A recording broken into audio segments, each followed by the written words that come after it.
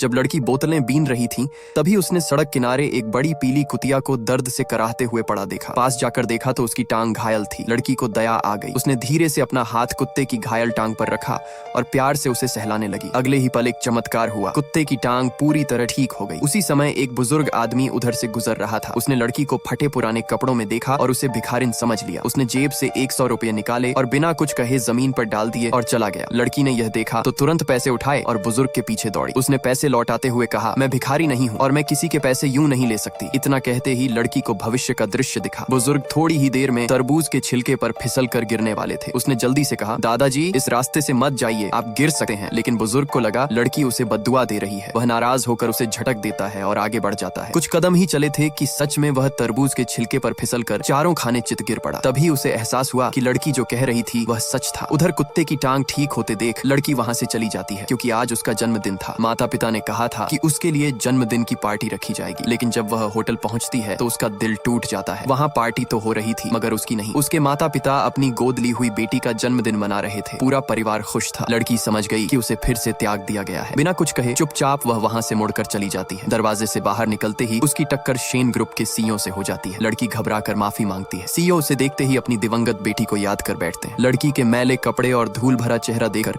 उन्हें लगता है कि वह अनाथ है। वे सहायक को आदेश देते हैं कि लड़की के लिए केक लाया जाए। केक लड़की को देकर वे जाने ही वाले होते हैं कि अचानक उन्हें चक्कर आने लगता है। सहायक तुरंत दवा निकालता है, लेकिन लड़की को भविष्य दिख जाता है। अगर सीईओ यह दवा लेंगे तो उन्हें खून की उल्टी होगी। लड़की तुरंत दवा खाने से मना करती है। सीईओ दवा थूक देते हैं। फिर लड़की उनका हाथ पकड़कर मन ही मन प्रार्थना करती है, भगवान इस अंकल को ठीक कर दो। अगले ही पल सीईओ पूरी तरह ठीक हो जाते हैं। उन्हें समझ आ जाता है कि यह लड़की साधारण नहीं है, ये तो भाग्यशाली बच्ची है। आभार स्वरूप वे अपनी ब्लैक कार्ड, सुप्रीम कार्ड लड़की को दे देते हैं और कहते हैं जो चाहो खरीद लेना। लड़की मना करती है, लेकिन सीईओ जबरदस्ती कार्ड उसकी जेब में डाल देते हैं। सब्सक्राइब कर लो, नेक्स्ट पार्ट जल्द ही आएगा।